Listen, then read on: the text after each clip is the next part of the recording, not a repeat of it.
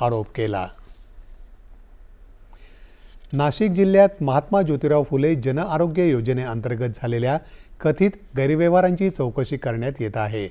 यासाठी नाशिक विभागीय आयुक्त प्रवीण गेडाम यांच्या अध्यक्षतेखाली SIT म्हणजेच विशेष तपास पथक स्थापन करण्यात येणार असून त्यात विविध विभागातील तज्ज्ञांचा समावेश असेल अशी घोषणा मुख्यमंत्री देवेंद्र फडणवीस यांनी केली।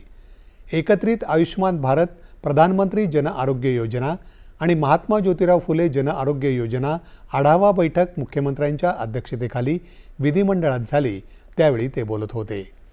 या पथकाचा अहवाल प्राप्त झाल्यानंतर दोषींवर कठोर कारवाई केली जाईल, अपहार झालेल्या निधीची वसुली केली जाईल, तसंच भविष्यातील गैरव्यवहार रोखण्यासाठी आवश्यक उपाययोजनाही करण्यात येतील, असं मुख्यमंत्री म्हणाले। मुंबई-पुणे मार्गावर दररोज धावणाऱ्या सुमारे